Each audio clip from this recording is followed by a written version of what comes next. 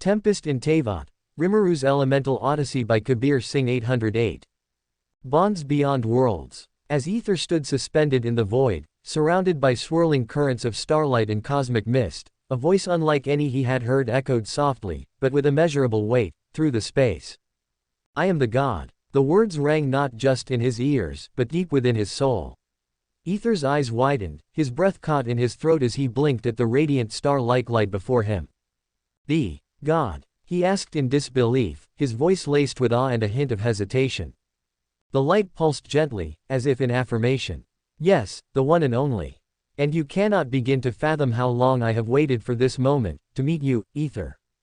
Confused, Ether narrowed his eyes. Waited for me? Why? Why are you so eager to meet me? There was a pause, brief but heavy. Then the light responded, its tone rich with ancient curiosity. Because you intrigue me. That answer struck Ether harder than he expected.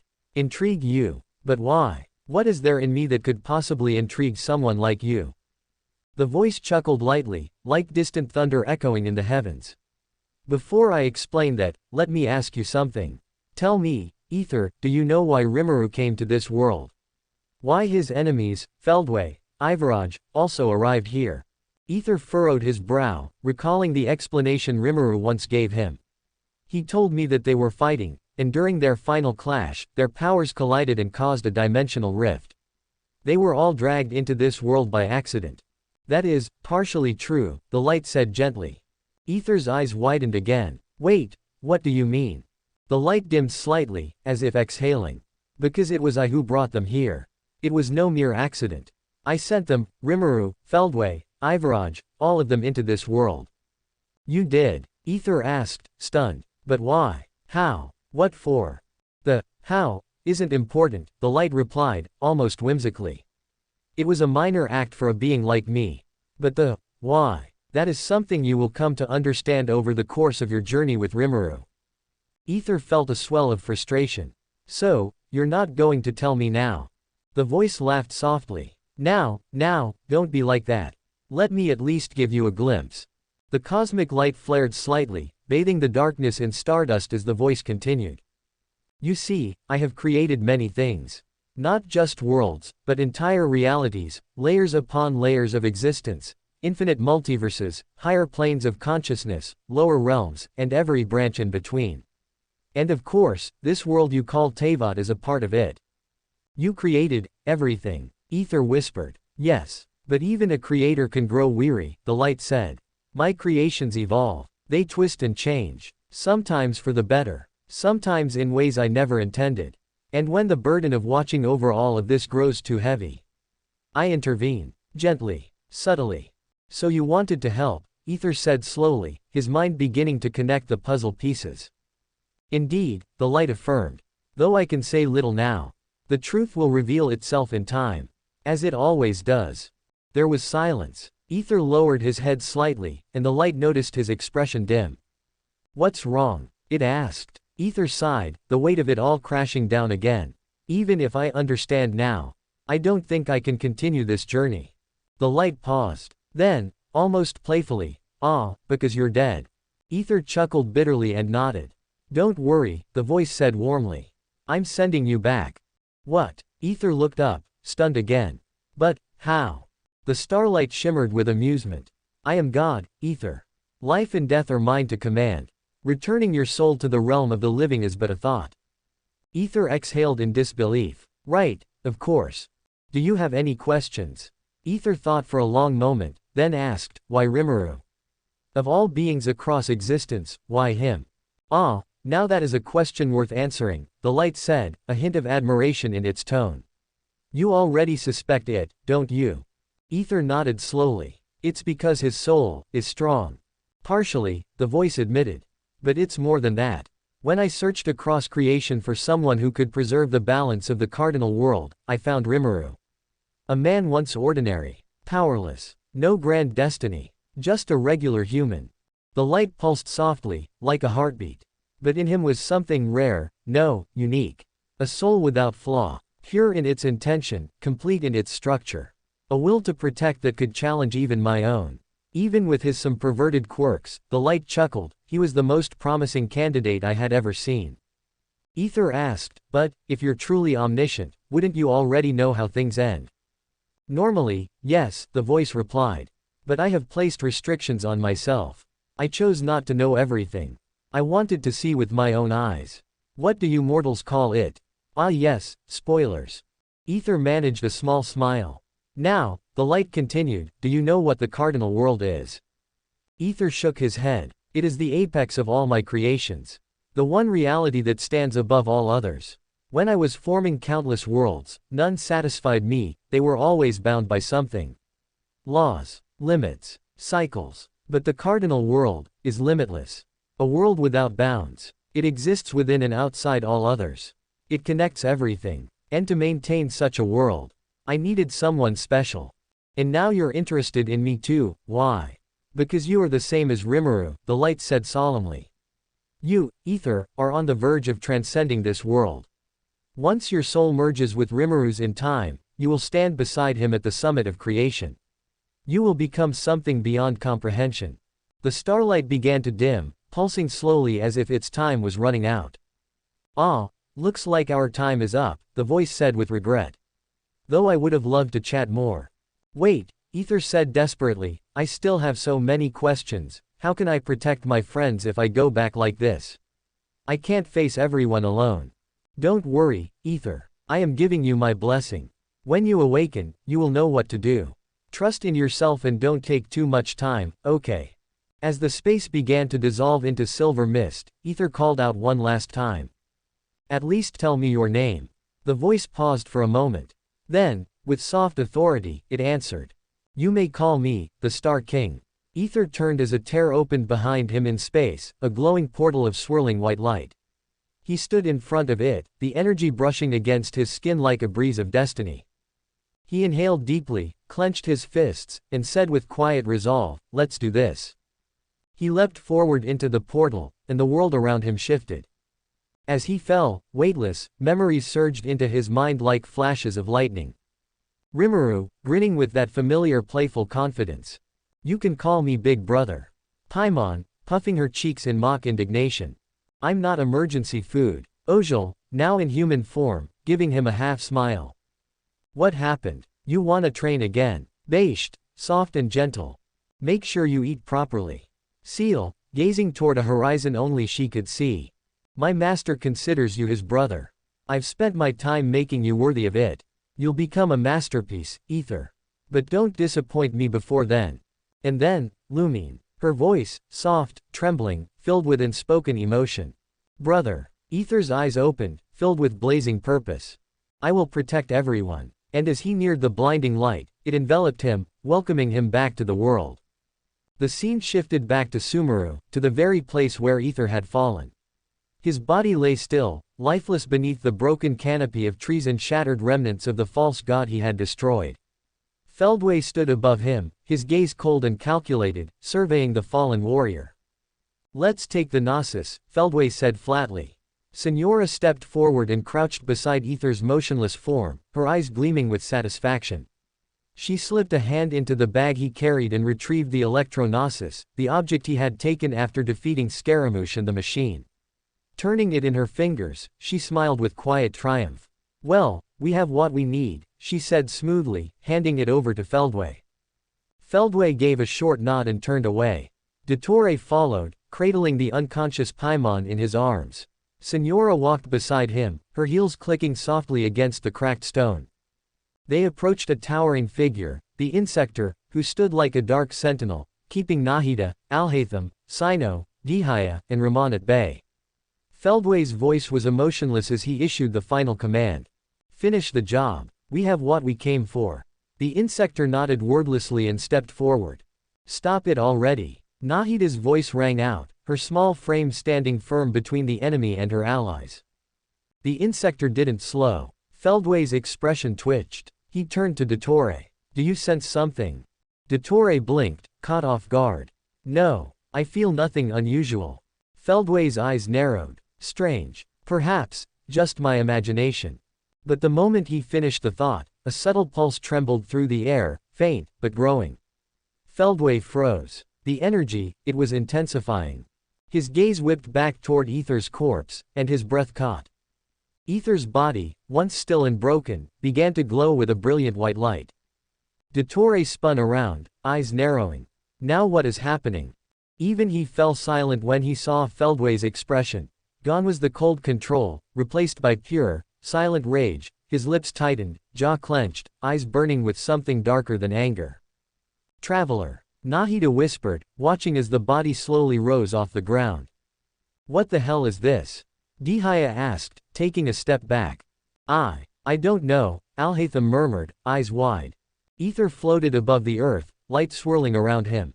His hair turned snow white, strands lifting with the energy coursing through him. From his head, long white dragon horns began to grow, spiraling upward like ancient bone crowned with divine power. The wounds that once pierced his chest, throat, and abdomen, they sealed shut without a scar, as the weapons turned to dust and crumbled away. His eyes snapped open, glowing white with piercing, blue dragon-like pupils. He landed softly on the ground. Senora laughed, confident and dismissive. You should have stayed dead, she sneered, lashing her whip toward him. The crack of lightning snapped, but Ether caught the whip effortlessly with one hand, his eyes narrowing on her. Senora's confidence vanished. Her face paled as she yanked at the handle, but he didn't budge. In the next instant, he yanked the whip, and her body, toward him. Her eyes widened in horror as she flew at him, arms thrown up to block. She never got the chance. Ether's fist met her head on. In one thunderous strike, her entire body exploded into a cloud of red mist, wiped from existence, leaving no trace behind. Silence. Dottore's mouth parted, stunned. What? That shouldn't be possible. Feldway's voice, almost a whisper, began to tremble. Why? Then he roared, why you? And launched himself at Ether, fury contorting his face. He swung his fist, fast, brutal, but Ether weaved effortlessly past it and slammed his own punch into Feldway's jaw. The impact sent him skidding across the ground, smashing through rubble until he dug his hand into the earth to stop himself. His jaw dangled, dislocated, and then snapped back into place as it healed. Why you? Why not me? He howled. In a burst of dark power, Feldway transformed, silver hair pouring over black armor, his eyes glowing ice blue with divine fury. He launched himself again. This time, his fist connected. A storm of dust exploded, but as the smoke cleared, Ether stood unmoved, his face barely scratched. He looked at Feldway with unshaken calm and seized his arm. Ether's own punch glowed with a force that seemed beyond natural. Feldway tried to escape, but it was too late. The strike landed on Feldway's chest, and he screamed, feeling something deeper than bone begin to crack. His very soul trembled as he was launched across the landscape, colliding with mountains that shattered from the force. He tumbled back to the earth in his human form, unmoving. The insector roared and charged, but Ether blurred from sight, appearing beneath him in an instant. Before the insector could react, Ether grabbed his arm and leg, lifted him, and in a savage motion, impaled the beast on the horns growing from his own skull. The insector's armor, said to be unbreakable, cracked and split like paper. With one final heave, Ether tore him off and flung the broken body aside, dead. Dottore staggered back, mind racing, trying to calculate any plan to survive. His gaze dropped to Paimon in his hands, a cruel smile forming. But before he could act, he gasped. Ether was gone from sight, but a searing pain bloomed in his abdomen. He looked down, Ether's hand was piercing through him. How? Dottore whispered, his voice faltering. Ether's arm tensed, and with a burst of strength, he split Dottore clean in two. As the body dropped, Ether caught Paimon gently. But the real Dottore, the original segment, was already gone. He had scooped up Feldway's battered body, opened a portal, and disappeared. Ether turned, cradling Paimon as his glowing eyes locked on Nahida and the others. Dihaya ran to him first, checking him frantically. Are you okay? Ether, say something. But he didn't stop. He walked past her, straight to Nahida, and took her hand. We're going to the sanctuary, he said, his voice deeper, calm, and powerful. Brilliant white wings unfolded from his back, shimmering like crystal. He launched into the sky, vanishing in a flash. Dihaya stared upward. Wait, at least tell us what happened. But he was already gone. Alhaitham exhaled. He's fast. Unbelievably fast. Sino nodded, gripping his spear. We can talk later. Let's move. Now. The others followed, running toward Sumeru City, hearts pounding with questions and awe. As Ether with Paimon in his hands and Nahida landed at the entrance of the sanctuary, the radiant white energy illuminating the moss-covered stone walls, Ether, his steps faltering slightly. In his arms, he cradled the unconscious form of Paimon. Nahida followed closely behind, her expression tense with worry. Take me to Rimuru. Now, Ether commanded, his voice low but urgent, almost trembling with intensity. Nahida's eyes widened slightly at his tone, but she quickly nodded. Yes, right away. Come. They had barely taken a step when Ether abruptly staggered. A sharp breath hissed through his teeth as he clutched his head, his dragon-like horns faintly flickering with unstable light. His brows furrowed, and a strained gasp escaped him. "Tch, this isn't good," he muttered. Nahida turned quickly, her small hand reaching toward him. "Traveler, are you all right?" "I'm fine," he replied through clenched teeth, straightening up with effort. "But, this form, I can't keep it up for long." Another wave of pain coursed through him. His body shuddered. His knees nearly buckled. "This is bad," he whispered. Nahida's worry deepened. "What do you mean? What's going on?" He turned to her, eyes glowing with fractured blue and white light. "We don't have time. I need to take us somewhere. There's no other way." Without further explanation, Ether raised his free hand, focusing all his remaining strength. A circular tear in space twisted open, pulsing with deep cosmic blue and silver energy. "Come with me," he said. Nahida nodded once, without hesitation. Together, they stepped through the portal, vanishing in a flash of light. And the place they arrived is at the base of Irminsul. The enormous tree loomed above them like a celestial titan, its luminous roots glowing with ancient wisdom and ethereal power. The air was different here, denser, filled with static and song, like a chorus of memories whispering from the stars. Ether fell to one knee, still holding Paimon protectively. "This is it," he muttered as he stood up and immediately created a sphere of the remaining power of this power and gave it to Nahida as he said, "This will be helpful for us in this realm," and after giving her the orb he started to turn back into his original form. Nahida stepped forward. "Are you sure you can do this?" His answer was a firm nod, even though sweat was forming at his temples. "We have to. Somehow." Meanwhile, back at the sanctuary, the stone halls echoed with footsteps as Sino, Alhaitham, Dihaya, Rahman, and his resistance fighters arrived.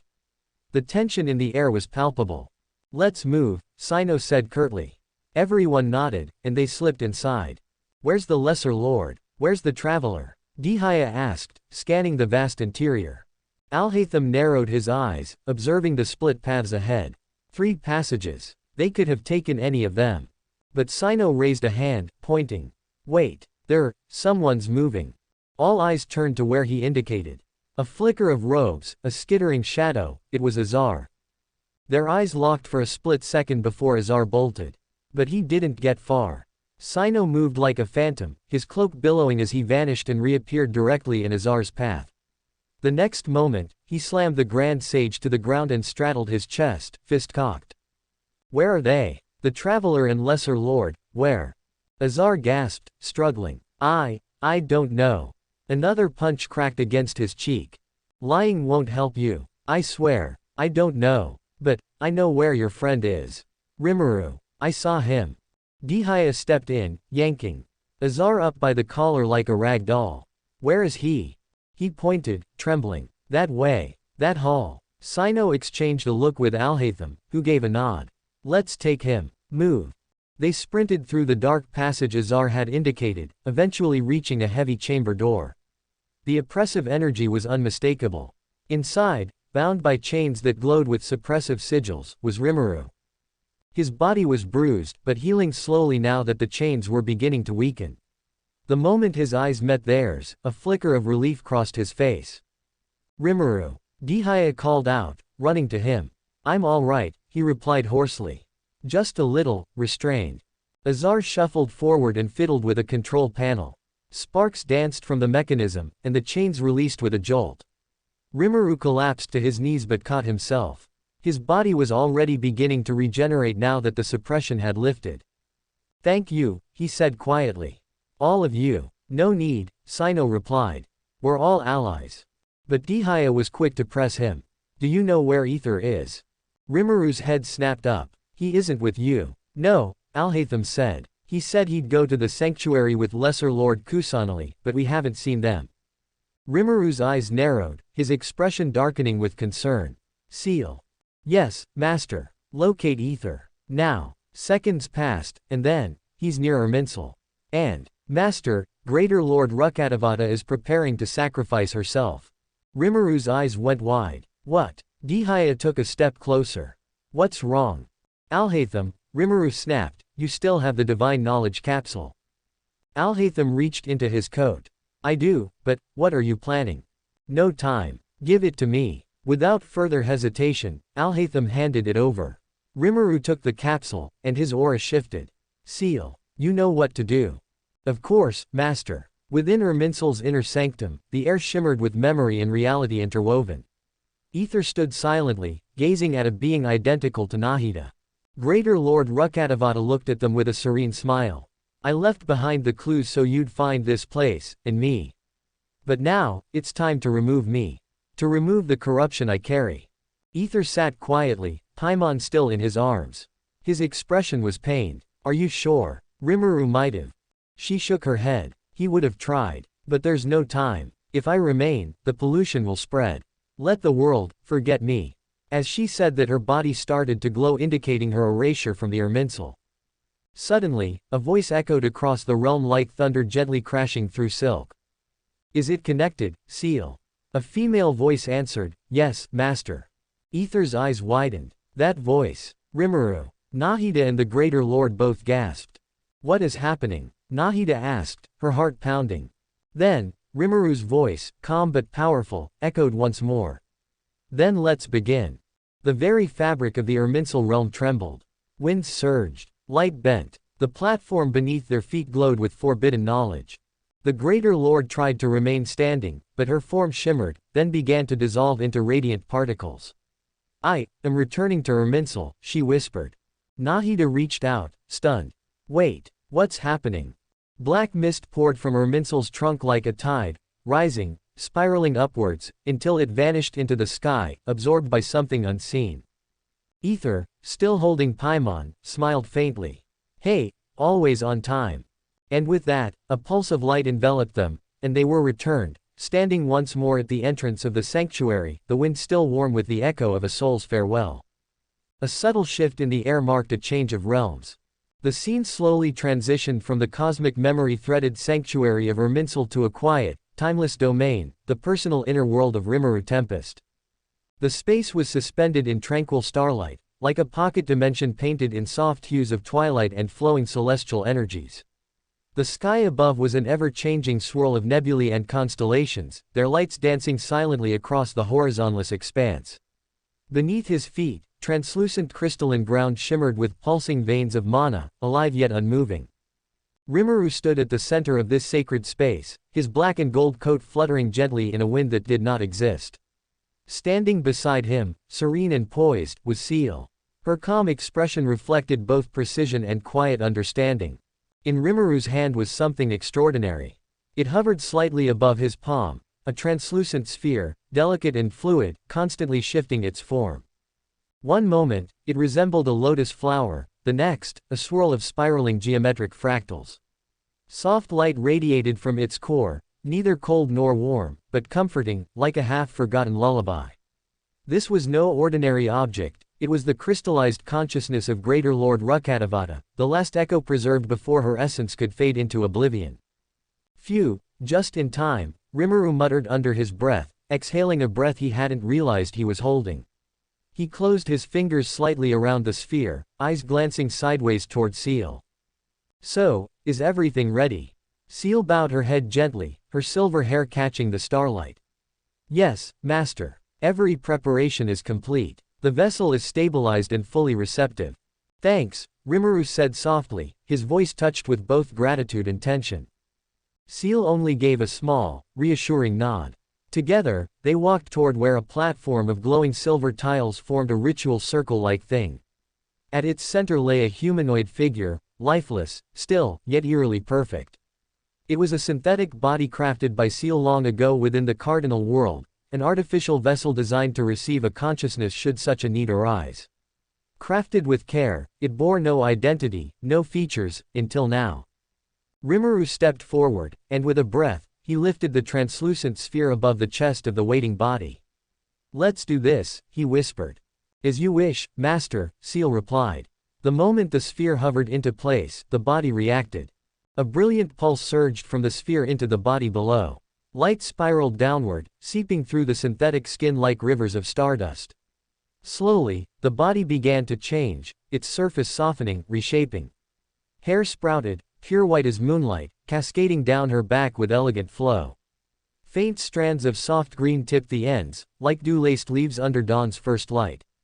Her frame subtly lengthened, her form shifting with feminine grace, matching the divine bearing she once had. As the transformation finalized, the once inert vessel now resembled a breathtaking figure, the adult form of Greater Lord Rukkhadevata, reborn. Rimuru stepped back, holding his excitement. "Is it done?" he asked. Seal observed the faintly glowing runes on the ground fading. "Yes, Master. The consciousness has been fully transferred. Signs are stable. She's waking up." Rimuru turned just as the woman on the platform stirred. Her eyelashes fluttered, long and soft, like petals caught in a breeze. Her eyes, once vast and full of divine wisdom, opened, clouded now by uncertainty and innocence. She blinked several times, her gaze landing on the two figures before her. "Who are you?" she asked softly, her voice feather-light but tinged with genuine confusion. "Where am I?" Rimuru's eyes widened, his expression shifting from relief to alarm. "What? Don't you know me?" he asked, voice tight. The woman looked at him, then at Seal. She shook her head slowly. "I'm sorry. I don't know you, or this place, or even, myself." Rimuru's breath hitched. He turned sharply to Seal. "What's happening?" Seal's eyes narrowed as she ran a scan. A faint glow passed over Rukkhadevata. Her consciousness is intact, but the memory sectors tied to her identity are blank. "What?" Rimuru's voice cracked. "That shouldn't have happened." "It is likely," Seal said gently, "that we intercepted her soul while she was already beginning to erase herself from her mensal. The erasure must have started with her memories. We saved her mind and essence, but not her past." Rimuru staggered back a step, lowering himself slowly to the floor. One hand raked through his hair, the other bracing on his knee. "This is bad. This is so bad. I knew others would forget her, because I consumed her consciousness and memory data from her mensal. But now she herself doesn't even remember. No one else but me, you, and the ether know who she really was." Seal knelt beside him. "At least, we were able to save her." As the weight of that truth settled, a soft voice called to him. "Did I do something wrong?" Rimuru's eyes snapped open. He looked up. Rukkhadevata was sitting now, her expression filled with gentle guilt and uncertainty. No, you haven't done anything wrong," Rimuru said quickly, standing again and stepping forward with a reassuring smile. She seemed to relax slightly, offering a faint smile. "I see. I'm glad." Then, with a curious tilt of her head, she asked, "So, may I ask? Who am I? And where exactly is this place?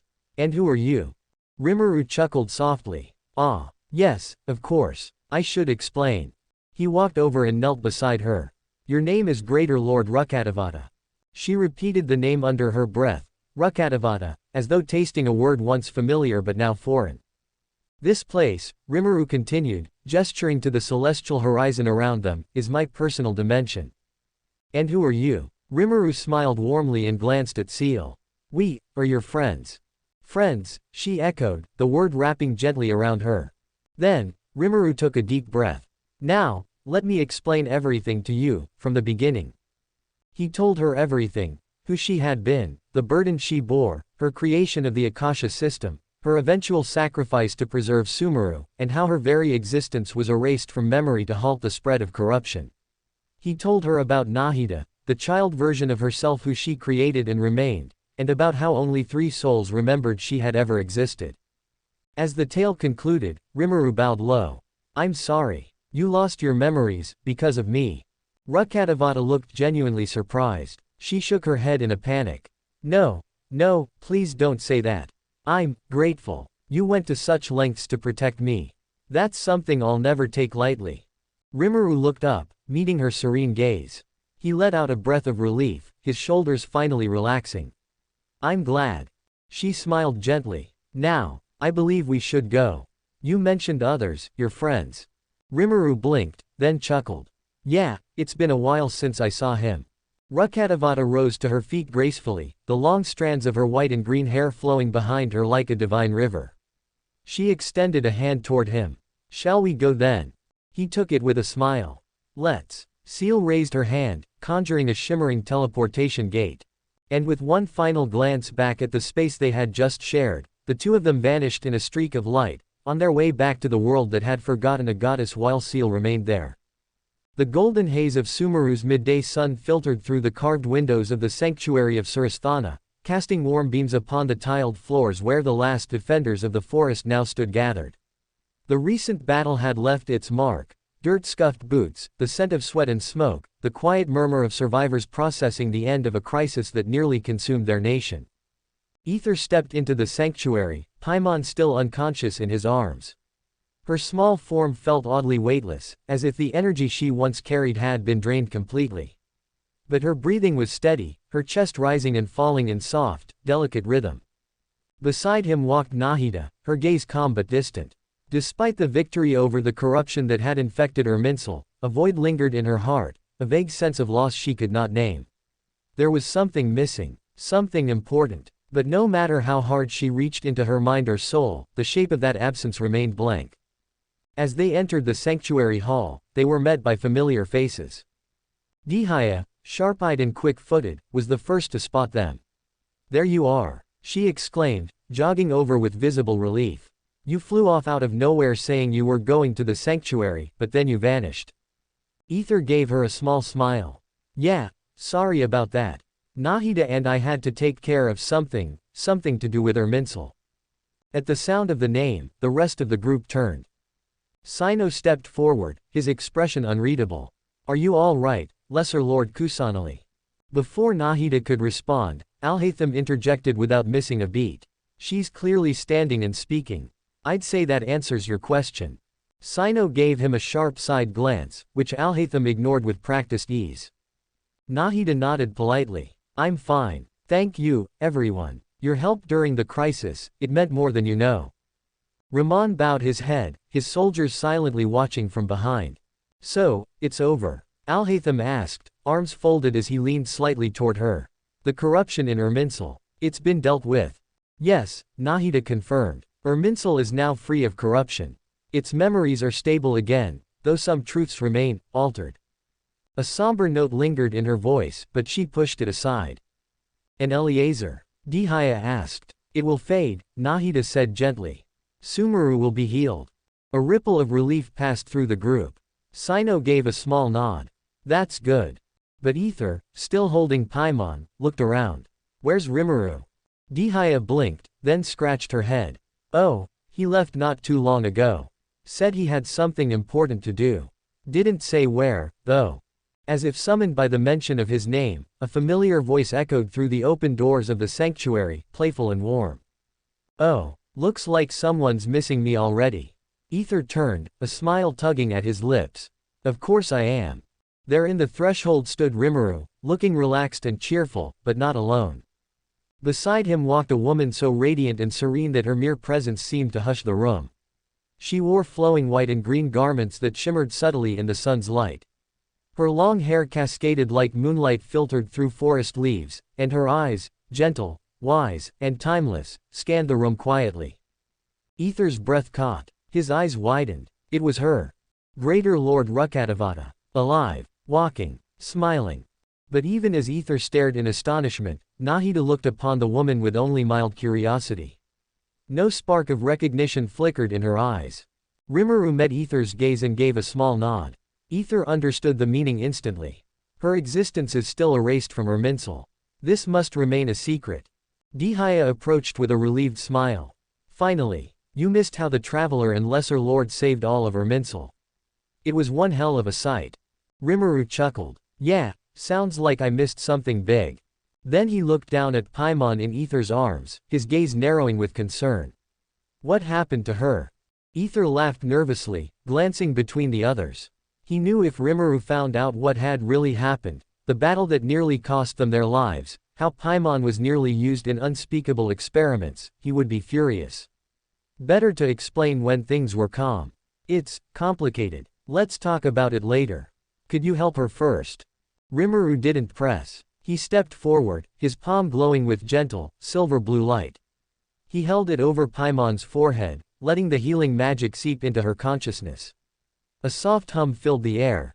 While this was happening, Nahida stepped cautiously closer to the unfamiliar woman beside Rimuru, curiosity simmering beneath her usual grace. May I ask something? She said gently. The woman turned to her, her smile warm and patient. Of course. I feel like I've seen you before, Nahida said. Her head tilted slightly, trying to find a memory that wasn't there. But I can't remember where. The woman smiled softly. I don't think we've met. Her words were calm, but her eyes shimmered with something deeper, sorrow, perhaps, or guilt. Ether's gaze flicked toward Rimuru, who met his eyes silently. He didn't need to say it out loud.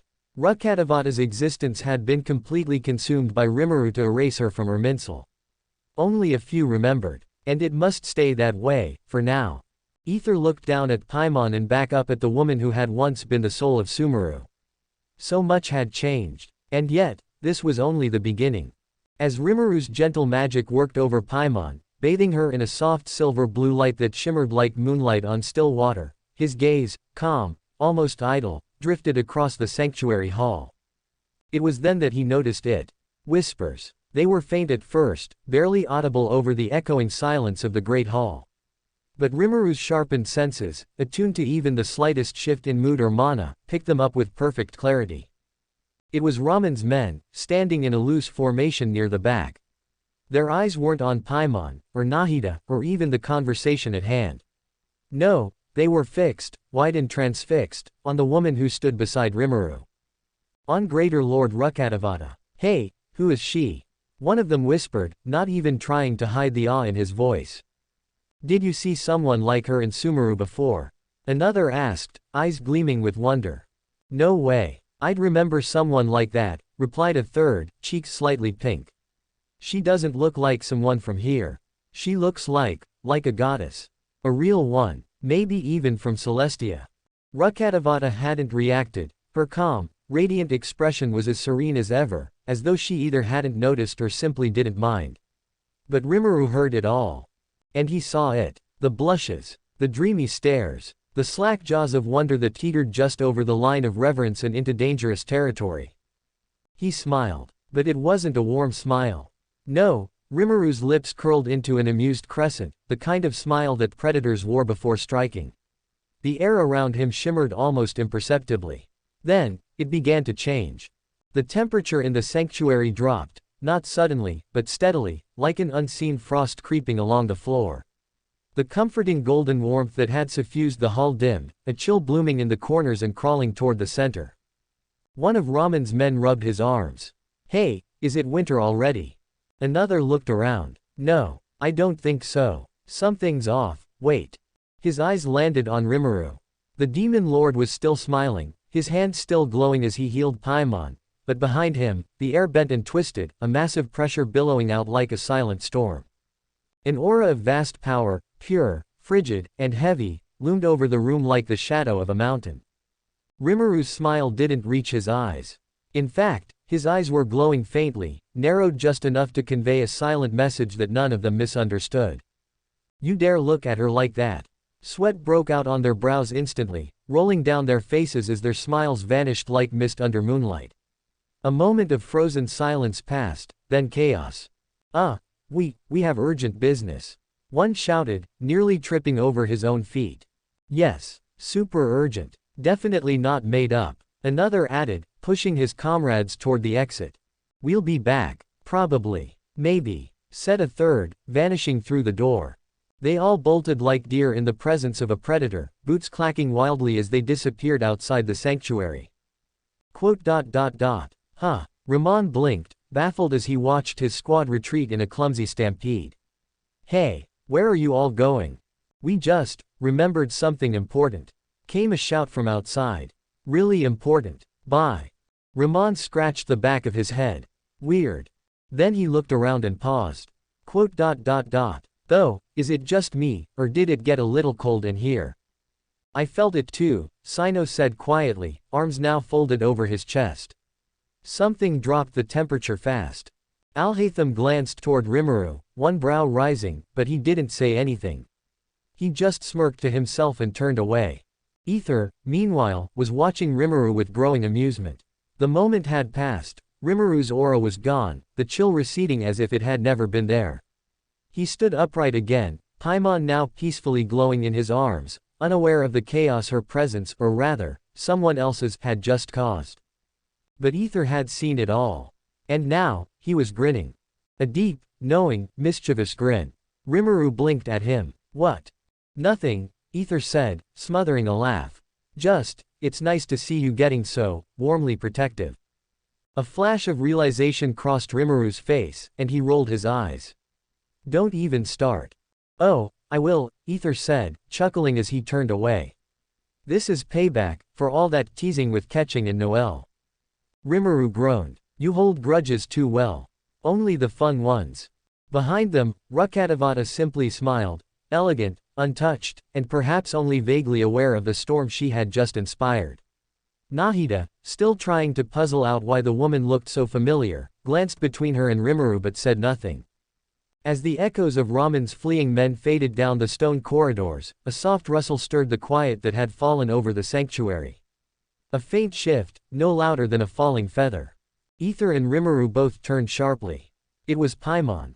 Cradled gently in Ether's arms, her tiny body stirred again, delicate fingers twitching, wings fluttering faintly as though caught in a light breeze.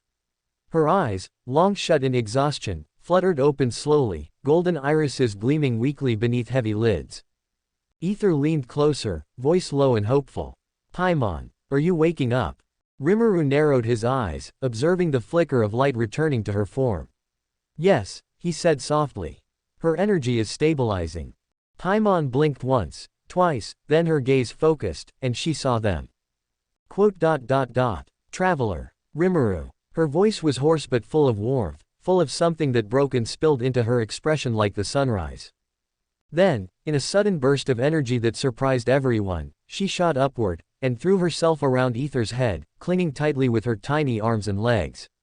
Her wings trembled, and tears spilled freely down her cheeks as she buried her face into his chestplate. Wah, traveler, you're okay. You're safe, she wailed, her voice muffled against his shoulder. Ether stumbled slightly from the force of the sudden hug, but instinctively wrapped an arm around her to steady her. Yeah, I'm okay, Paimon, he said gently, patting her back. It's all right now. But Rimuru wasn't smiling. His eyes, sharp and focused, locked onto Ether with slow, narrowing intensity. The light behind them dimmed, and a barely there chill returned to the air. Ether stiffened under Rimuru's stare. A bead of sweat formed on his temple. What does she mean by you're safe?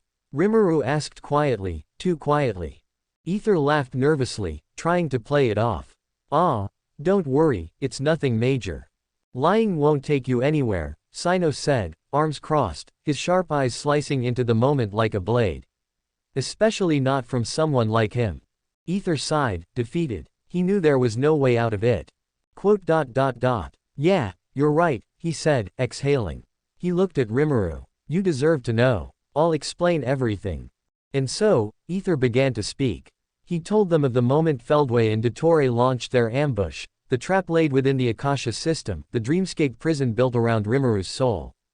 He described how he got captured himself, held within a false paradise while the real world passed by. He told them how the Academia had unknowingly been manipulated, how their minds were looped and harvested for dream energy, his fight against Dottore, Feldway, Signora, the false god and that insector, and he carefully kept all information about Greater Lord a secret. Every detail spilled from his lips like shards of shattered glass. By the time the tale reached its end, silence had returned to the room, thick, grim, and still. Rimuru stood motionless, shadows dancing behind his back. His aura stirred again, low and rumbling like an awakened storm. The floor beneath him cracked slightly as the weight of his magic pressed against it. That bastard, Rimuru growled, voice cold and edged with fury. Feldway, he will not survive the next time I see him. His eyes blazed, the silver and gold within them burning with dangerous intensity. But then, a calm voice rose amidst the tension. You should calm yourself, Greater Lord Rukkhadevata said gently, placing a hand on Rimuru's shoulder. Her touch was like a breeze through sacred trees, ancient and peaceful. Rimuru blinked once, then let out a long breath. His power stilled. His expression returned to normal. And then, whack, he punched Ether lightly on the head. Ouch! Ether recoiled, holding his head. What was that for? You were too reckless, Rimuru scolded, though his voice had lost its bite. What were you thinking, charging in without knowing what you were up against? Ether looked down, sheepish. I just wanted to save you. Rimuru's expression softened, the anger ebbing out of him completely. You idiot, he muttered, shaking his head. At least look at the odds next time. You're no good to me dead. Keep that in mind, Ether mumbled. All the while, Paimon remained latched onto his chest like a newborn clinging to her parent, tiny fists balled up, her tears soaking into his clothes. She didn't even notice the rest of the conversation, too relieved to care. Rimuru sighed at the sight. Still a baby, he said under his breath, watching her with a faint smile. Then Nahida, her tone curious and serious, asked, You mentioned earlier, that after nearly dying, you met someone. You called him the Star King. Everyone's eyes turned to Ether again, alert and intrigued. He nodded. Yes. After everything went dark, I found myself in a void. And there, I met him. He didn't give his full name, just called himself the Star King. Alhaitham leaned forward slightly. Interesting. Who might he actually be? Rimuru crossed his arms thoughtfully, his gaze distant. I might have an answer. Everyone waited. He is most likely Star King Dragon Valdanava, Rimuru said, each word deliberate. An entity from my world. Said to be omnipotent, omniscient, and omnipresent. The creator of Cardinal World and everything else. Shock flickered across every face. Rukkhadevata's eyes widened faintly. A being, who created everything. Then, it was not an exaggeration. Ether nodded. He said as much. And that he sent us here, for a purpose. Though he didn't say what that was. Rimuru's eyes narrowed. He said we would understand as we continue on this journey. I don't like vague prophecies, but with someone like him, they often have meaning. Nahida folded her hands together thoughtfully. And he has control over life and death. That explains how you came back. She turned to Rimuru, voice quiet. Are all beings in your world this powerful? Rimuru shook his head. No, most people aren't even close. But, there are a few. A rare few. Quite a fascinating world, Rukkhadevata said softly, her voice laced with wonder. I would love to visit it someday, if such a thing is possible. Nahida lit up. Me too. If that's all right with you. Rimuru smiled. Why not? When this is all over, I'd be glad to bring you to my nation, and my world. Nahida clapped her hands together happily, her emerald eyes sparkling. Yay. Then it's a promise. Paimon, still stuck to Ether like a tiny plush, finally sniffled and looked up. Are we going to a new world now? Is there food there? Everyone laughed softly. Even in the wake of chaos, betrayal, and godly revelations, Paimon's stomach had the final word. As the conversation reached a momentary lull, Alhaitham stepped forward from the circle of listeners, his calm gaze falling upon Rimuru. In his hand, resting like a token of memory, was a familiar translucent blue slime, Rimuru's discarded clone that had assisted them in the battle against Senora. The slime's gelatinous surface shimmered slightly under the dappled sunlight filtering through the academia canopy above. Well, Alhaitham said, his tone as steady as ever, since everything seems to have settled down for now, take it back. He extended his arm, offering the blob to Rimuru. Rimuru reached out with a faint smile, hand poised to reclaim the slime, but before he could grasp it, the little creature trembled, let out a soft wobble, and promptly bounced up toward Alhaitham's shoulder. It landed gently, nestling itself near the scholar's neck as if that had always been its rightful perch. Rimuru blinked, stunned. His golden eyes widened ever so slightly. Looks like it doesn't want to come back, he muttered with a faint chuckle, watching as the slime gently quivered with what looked like contentment. It seems, Rimuru added, tilting his head, that it wants to live with you now. I didn't expect that. Will you mind? Alhatham's neutral expression didn't falter. He reached up and tapped the slime gently, as if assessing its texture and temperament. The slime let out a tiny burble in response. I don't mind, Alhatham replied evenly. That answer genuinely caught Rimuru off guard. He had expected at least a half-hearted protest, some line about extra responsibilities, distractions from his research, or how this creature might inconvenience his lifestyle. But there was none of that. Huh, Rimuru blinked. That's a surprise. I thought you'd refuse. You always strike me as the type who doesn't take well to extra company. Alhatham shrugged with a faint smile that didn't quite reach his eyes. This one doesn't eat, doesn't speak incessantly, and doesn't interrupt my work. Compared to my current roommate, it's practically a blessing. Sino let out a quiet snort, crossing his arms. You actually accepted it. That's unexpected. Alhatham gave him a sideways glance. Why not? I now have a favor from someone like him.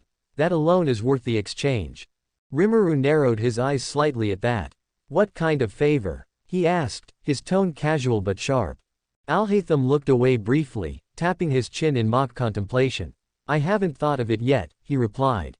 But when something does come to mind, I'll be sure to let you know.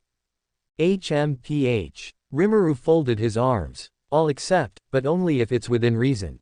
I'm not doing anything dangerous or morally questionable. Alhatham nodded. Of course. If that's the condition, then we have a deal. The slime vibrated happily, apparently in approval of the arrangement. As the light-hearted moment passed, Dihaya's voice cut through the air with curious sharpness. Now that's settled, how about you explain who she is? Her amber eyes narrowed as she motioned toward the elegant woman standing nearby, the Greater Lord Rukkatavata, her presence calm and regal, though unfamiliar to most in the group. Everyone turned their attention to her. The soft wind carried a silence filled with anticipation. Ether instinctively looked toward Rimuru, his expression guarded as he wondered, what kind of story is he going to spin this time? But Rimuru just smiled, smooth and confident as always. Well, Rimuru began, stepping forward slightly and placing a hand over his chest with theatrical grace. She's a friend. One I made not long after I arrived in this world. Ether and I found her together, right on a beach not far from where I first woke up. All eyes then turned to Ether. He blinked, startled for half a second, then gave a nod of confirmation. Yes, he's right, Ether said, quickly catching on. She was unconscious when we found her. Rimuru exhaled softly, thankful that Paimon was still fast asleep in Ether's arms, her small frame rising and falling gently, her arms still loosely wrapped around Ether's chest like a child clinging to a parent in her sleep. Dihaya tilted her head, crossing her arms. She looks like someone from Sumeru, to be honest. Rimuru gave a sheepish shrug. Yeah, we thought so too. But when she woke up, she didn't remember much. Said she'd lost her memories entirely. So, we've just been calling her a friend for now. Even we don't know much about who she really is. Alhatham narrowed his eyes thoughtfully. Then where has she been all this time? If she was traveling with you, why hasn't anyone seen her until now? Rimuru raised a hand and casually waved it in the air, as though brushing off dust. She's been in my personal storage space, more like a private domain. Safe, protected. A sort of pocket dimension inside me. Alhatham's brow lifted with genuine intrigue. You have your own internal dimension as well. Fascinating. I'll have to ask more about that later. Feel free, Rimuru replied with a small grin. Nahida stepped forward gently, her expression full of concern and empathy as she looked up at the Greater Lord. Your memories. I hope you're able to regain them soon. Rukkatavata's gaze softened as she looked at the young Dendro god, her voice a whisper carried by the breeze.